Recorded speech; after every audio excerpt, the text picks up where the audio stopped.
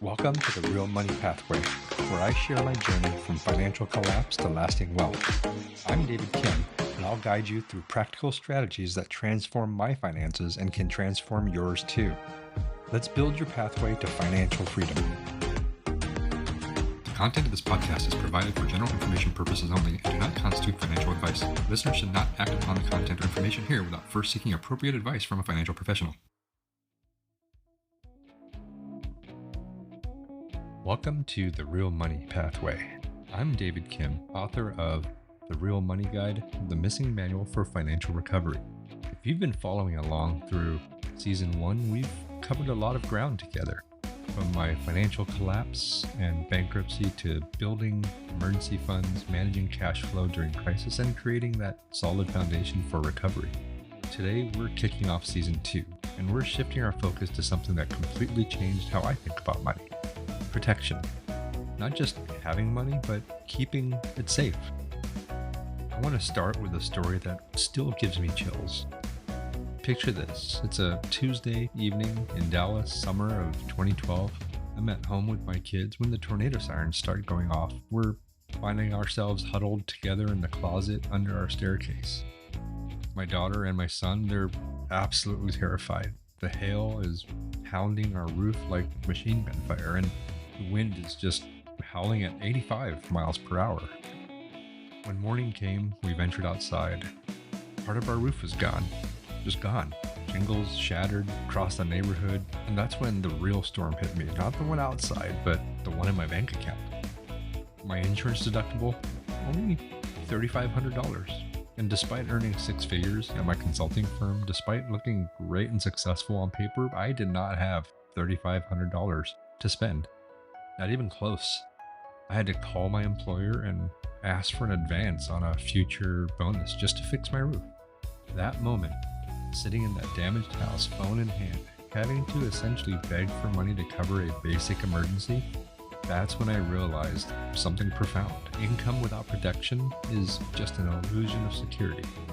Today, we're talking about developing what I call the protection mindset and why it might be the most important shift you'll ever make with your money. Why protection matters? Way more than you think. Let me be brutally honest with you. For years, I thought protection was just boring. Insurance, emergency funds, legal documents, all that stuff was for other people. People who were risk averse, people who weren't building wealth fast enough. I was focused on the sexy stuff, investments, business opportunities, making money grow. I had that mindset that aggressive wealth building was the actual path to financial security. And hey, my net worth was starting to go up. So I must be doing something right? Wrong. Absolutely wrong. That night of that tornado, I learned a painful lesson that income without protection is meaningless. I can make all the money in the world, but if I can't handle a $3,500 emergency without panicking, I'm not financially secure. I'm financially fragile. That roof incident was like this bright neon sign flashing, wake up. Because here's what I realized. Protection isn't about being scared or about being conservative. It's about creating that foundation that's strong enough to support real wealth building. Think about it this way. Would you rather build a house on solid concrete or just sand? That concrete might take longer to pour and set, but it's what allows you to build something that will last. After that tornado, I started looking at my finances differently. Instead of asking, how can I make more money? I started asking, how can I protect what I have while building more? And that shift in thinking started to change everything I believed in money. Let me share some numbers with you. Before I developed that protection mindset, here's what happened every time life threw me a curveball. A car repair came up that created credit card debt. A medical bill caused me to borrow from retirement. A business setback made me scramble to cover basic expenses. And then this roof damage had me begging my employer for an advance. Each emergency created more debt, created more stress, and actually slowed down my wealth building because I was constantly digging out of holes. Ultimately, after years building real protection and learning from that, when I had a car repair that needed $2,000 of repairs, it was handled from the emergency fund. No stress at all. When there was an unexpected tax bill, it was covered from a tax reserve account. When that consulting income dropped for a couple months, I had those living expenses covered without any kind of panic. And then when there were some investment opportunities that appeared, I was able to act quickly because I wasn't worried about covering other expenses.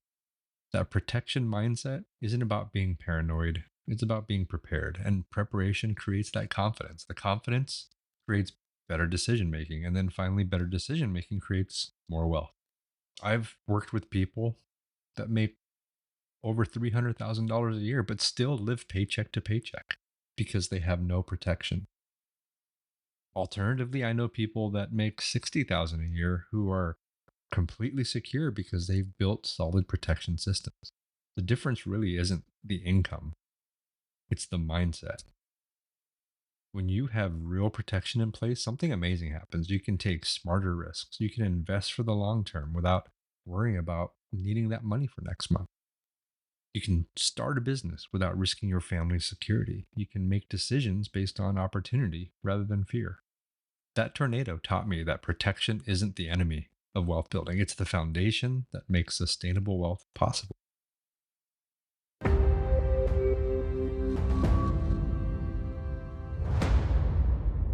Now let's talk about the different layers of financial protection. After my roof disaster, I knew I needed to get serious about protection, but I honestly didn't know where to start. I mean, there are so many things that can go wrong. I can lose my job, illness, market crashes, natural disasters, or even identity theft. Where do you even begin? So I did what I always do when I'm overwhelmed. I made a spreadsheet. So I know, very exciting stuff, but this spreadsheet helped build the foundation to saving my financial life in the future. I created what I called my protection framework. It's a basic layered approach where each layer protects against different types of risks. Think about wearing both a seatbelt and having airbags. Each layer has a job to do. Layer one is cash protection. This is your emergency fund, but I think about it very differently now, even from back then. It's not just for emergencies, it's your decision making fund. When you have 3 to 6 months of expenses sitting in savings, you can make choices based on what's best for your future, not what's urgent for your survival. I keep mine in three different tiers: 2,000 in checking for immediate things, and then 3 months of expenses in a higher yield savings for bigger emergencies, and then another 3 months in a money market fund for larger extended problems. Layer two is insurance protection. This is where you transfer the risk that you can't afford to self insure. I learned this the hard way with the roof, where I was basically self insuring a $3,500 deductible and failing miserably. Your core insurance protection includes health insurance, auto insurance with adequate liability coverage, homeowners or renters insurance, and disability insurance. This one's huge. You're more likely to become disabled well before you die before 65. Layer three is legal protection. This one totally caught me off guard. Even with my brother being a lawyer for the last 20 years, after my bankruptcy, my attorney sat me down and basically said, David, you have zero legal protection. If anything happens to you, you're in trouble. We're talking about basic stuff like a will, trust documents, powers of attorney for finances, healthcare directive, and then business entity structures for side income or other business structures that you develop. Layer four is credit and identity protection, especially in today's digital world. This is critical. You have to monitor your credit religiously. I have systems in place through all credit monitoring agencies to protect my identity. After going through that bankruptcy, I know how vulnerable you can be when your financial identity gets compromised. And layer five is career and income protection. This is probably the most overlooked layer. How do you protect your ability to earn income? For me, this means keeping my skills current and marketable, maintaining professional relationships, having multiple income streams whenever possible, and then building that reputation that can survive industry changes. Now, here's the key insight: you don't build all these layers at once. That would be overwhelming and expensive. You build them progressively based on your biggest risk and your resources. When I was rebuilding after bankruptcy, my priority was layer one, building that basic emergency fund. Once I had that $1,000 saved, I focused on basic insurance. Once those were solid, I added legal documents, and so on, one layer after another. Each layer you complete makes you financially stronger and gives you more confidence to build the next. It's like building a financial fortress, one wall at a time. The beautiful thing is this layered approach, it's scalable. Whether you're just starting out or you're building substantial wealth, the same principles apply. You just adjust the size and sophistication of each layer based on your own situation.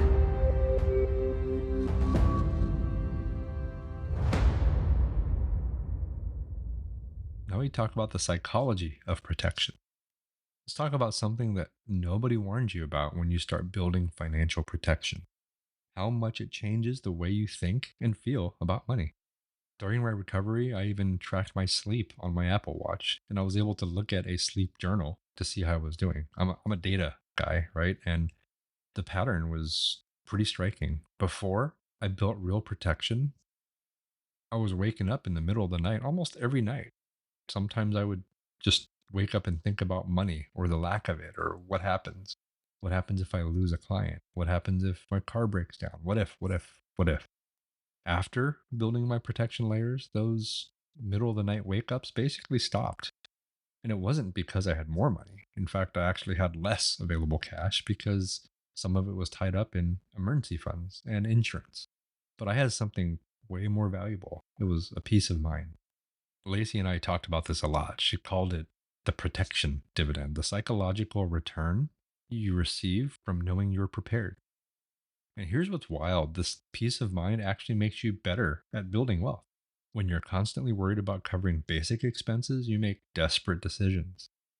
You take jobs you hate just because you need that paycheck. You avoid investing because you might need that money next month. Or you stay in a bad situation because change just feels too risky to you. But when you have solid protection in place, you can think longer term. You can take calculated risks because you know your downside is covered. You can invest for 10 years instead of 10 months because you're not worried about needing emergency access to that money. I experienced this transformation firsthand. Before building protection, I was always in a reactive mode, putting out those financial fires, making decisions based on what was urgent rather than what was important. After building protection, I started being proactive. When that consulting opportunity came up that required me to take a temporary pay cut, but offered better long term prospects, I could take it because I wasn't worried about covering my bills. There's also this interesting confidence effect. When you know you can handle whatever life throws at you financially, you just show up differently in other areas of life. You negotiate better because you're not desperate. You make decisions based on your values rather than your fears. I remember the first time I had a difficult conversation with a client about scope creep and additional fees. In the past, I would have just absorbed that extra work because I was afraid of losing that client and that income. But with solid protection in place, I could have that conversation professionally, but confidently. You know what? The client respected it and agreed to the additional fees and costs. But here's what I want you to understand: building this psychological security doesn't happen overnight. It takes time for your brain to really believe that you're protected. Even after I had 6 months of expenses saved, part of me was still operating from that old scarcity mindset. The key is to celebrate the milestones along the way. When you hit your first $1,000 in emergency savings, acknowledge that achievement. When you get your insurance properly organized, recognize that you've transferred major risks off your shoulders. This protection mindset becomes self reinforcing. The more protected you feel, the better decisions you make. The better decisions you make, the more wealth you build. And then the more wealth you build, the more protection you can afford. It's a virtuous cycle instead of a vicious cycle that I was trapped in before.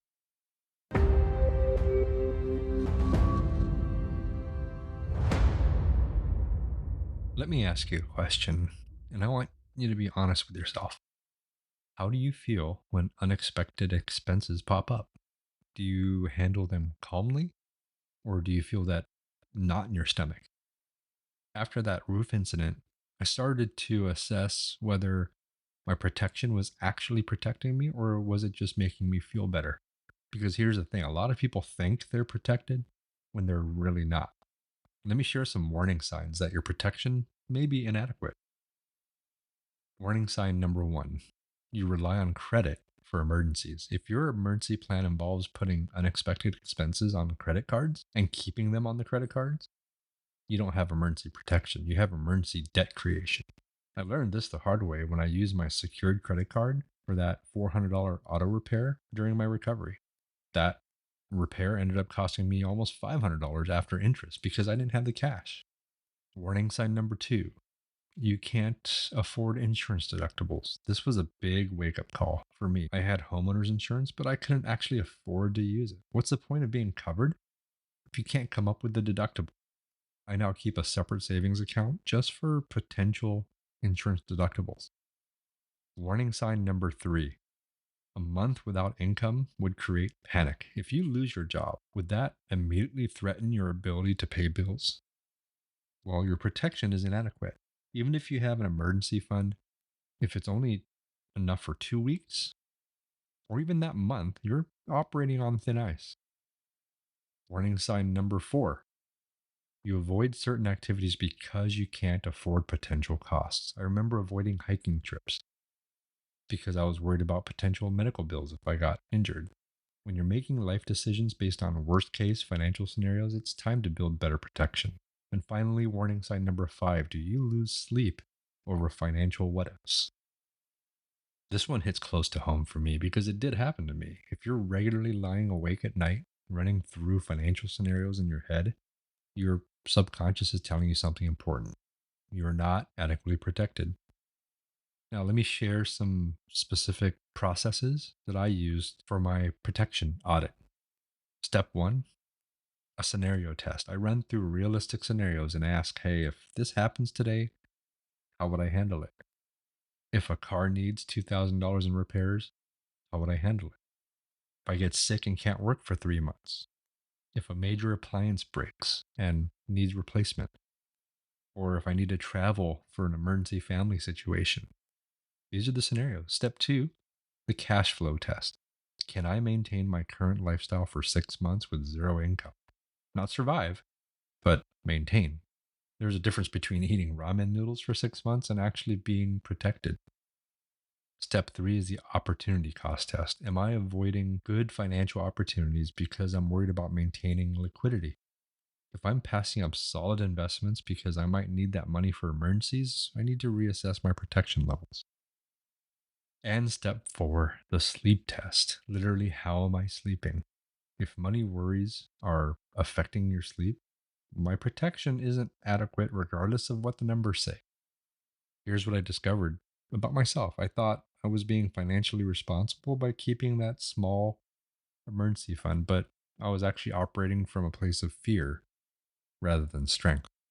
That $500 emergency fund that I was so proud of, it wasn't protecting me, it was just postponing panic. The real breakthrough came when I started building overprotection, having more protection than I thought I needed. Counterintuitive, right? But here's what happened. When I had 3 months of expenses saved instead of 1 month, I didn't just feel 3 times more secure. I felt exponentially more secure. That extra protection gave me the confidence to take calculated risks that actually accelerated my wealth building. I could invest for the long term because I wasn't worried about needing money for emergencies. I was able to negotiate better deals because I wasn't operating from desperation.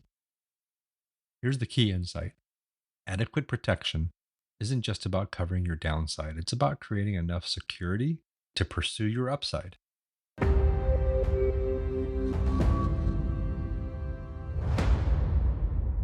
All right. So you're probably thinking, David, this all sounds great, but where do I actually start? I get it. When I first sat down to build my protection framework after that tornado, I felt completely overwhelmed. But here's what I learned: you don't have to build Rome in a day. Let's walk through the process that I've developed over the years, and now I recommend to anyone who asks. It's a three-phase process. Phase one: foundation protection. It's your first 90 days. Your goal isn't protection, it's stability. You want to stop the bleeding and create a basic foundation. Start with a immediate survival fund, the $1,000 in a basic savings account, not invested, not in CDs, just sitting there in a boring and available way. This handles most small emergencies without creating debt. Next, audit your insurance. You probably have some insurance already: health, auto, maybe renters or homeowners. The question is, are your deductibles realistic for your situation? I had to swallow my pride and increase my deductibles to amounts that I could actually afford to pay. Finally, create basic legal protection. At minimum, you need a simple will and a basic power of attorney. There's many online services that can help you create these for under $200. Phase two is your core protection, months 3 to 12. Now you're building the main walls of your financial fortress. Expand that emergency fund to 1 full month of expenses, then gradually work towards 3 months. I did this by automating those $25 to $50 weekly transfers, small enough to be sustainable, but large enough to start building that momentum. Next, get serious about those insurance gaps. Disability insurance was a big one for me. I was protecting my car better than my ability to earn income. Term life insurance if you have dependents. Umbrella liability once you start building wealth. Next, create your financial documentation system. I keep copies of all my important documents, both in a fireproof safe and digital copies of all of them in the cloud. Include account information, insurance policies, legal documents, and all the emergency contact information that's required. And finally, phase three. This is a continuing phase, which is advanced protection from year 2 and beyond. This is where you start building sophisticated protection that scales with your wealth. Expand your emergency funds to 6 months of expenses, possibly more if you have variable income. Consider diversifying these across different accounts for security and growth. Explore business protection if you have side income or consulting work, LLCs, professional liability insurance, contract protection. These are all things that are important as income diversifies. And then your estate planning becomes more complex, but well beyond a basic will. Look at trusts, advanced directives, beneficiary designations on all your accounts. This stuff gets complex, so I suggest working with a professional that becomes worth the investment. Let me give you a little peek of what my protection looks like today. Not to intimidate, but to show you where this journey can lead you and can still lead from here and this point on. I currently, for cash reserves, have 6 months of expenses across multiple accounts. For insurance, I have comprehensive health, disability, life, auto, homeowners, and umbrella liability coverage. For legal, I have a trust based estate plan, business entities for where they apply, and a comprehensive set of power of attorneys. For career protection, I have multiple income streams. I continuously develop my skills and always expand my already strong professional network. And for identity protection, I have credit monitoring, that secure document storage, and regular account audits. But remember, you don't build this overnight. This system took years to develop and cost thousands of dollars. You don't need all of this to feel secure and make good financial decisions. The key is to let your protection system evolve with your wealth and your life circumstances. What you need as a single person renting an apartment is much different from what you need as a homeowner with kids or then someone who's approaching retirement. Lacey and I review and update our protection framework quarterly, not because we're paranoid, but because life changes and protection needs to keep up. If you're married like I am, always update and maintain those beneficiaries and consider spousal protection. If you've started a business, think about business liability. If you've created substantial investments, that's when you start looking at umbrella insurance. The beautiful thing is that building protection systematically is that each layer you complete makes you that much stronger. And it gives you the confidence to build wealth aggressively in other areas. Protection isn't about playing it safe, it's about creating that foundation, that concrete foundation of the house that's strong enough to support taking calculated risks that you can use to accelerate your financial progress towards retirement or your financial goals.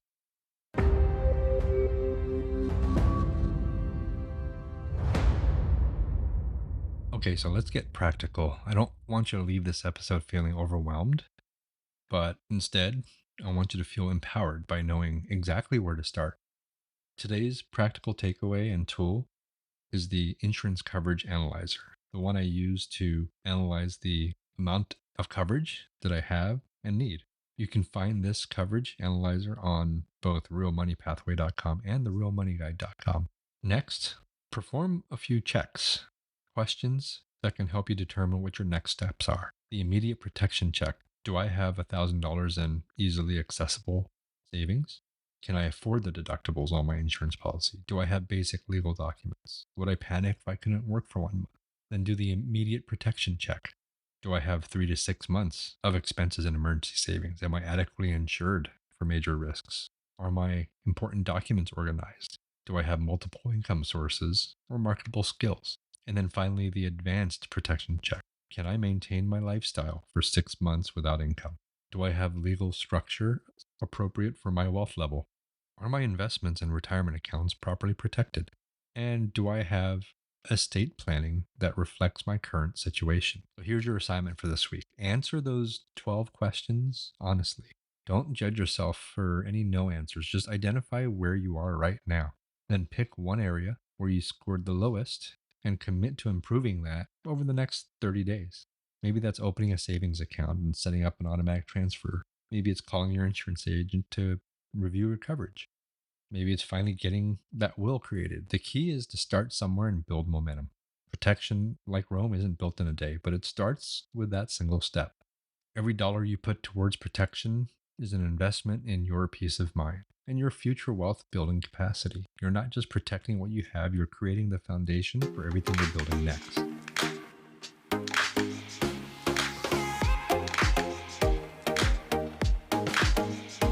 Today, we talked about developing the protection mindset, that fundamental shift from thinking, how can I make more money, to how can I protect and grow what I have. We covered why protection matters more than you think, the different layers of financial protection, the psychological benefits that go way beyond just financial security, warning signs that your protection isn't adequate enough, and how to create your own protection framework step by step. There's one thing I want you to remember from this episode. It's that protection isn't about being scared or conservative. It's about creating a foundation that's strong enough to support bold, intelligent wealth building. In our next episode, Insurance Essentials During Rebuilding, we're going to dive deep into one more important protection layer. It's insurance. I'll share my experience rebuilding insurance coverage after bankruptcy, how to prioritize different types of coverage when money is tight, and the mistakes I made that cost me thousands of dollars. We'll talk about insurance nobody tells you about, but one that everyone needs, how to work with insurance agents who understand your rebuilding situation, and specific strategies for getting adequate coverage, even with damage credit or limited income. As you move through this week, I encourage you to start thinking about your own protection gaps. Use that checklist I mentioned and be honest about where you might be vulnerable. Use that list of questions that we talked about and be honest where you might be vulnerable. I'd love to hear about your protection journey. If you're comfortable sharing, visit realmoneypathway.com and let me know what protection layer you're working on. Your experiences might help other listeners who are facing similar challenges. Thank you for joining me as we begin this protection and security journey together. Protection isn't the enemy of wealth building. It's the foundation that makes sustainable wealth building possible. Until next time, I'm David Kim. Remember, it's not just about money. It's about building your real money pathway to freedom. Thanks for joining me on the Real Money Pathway podcast. I'm David Kim, reminding you that financial success isn't about perfection. It's about progress. So subscribe now for more strategies. And remember, your journey to lasting wealth starts with the very next decision you make.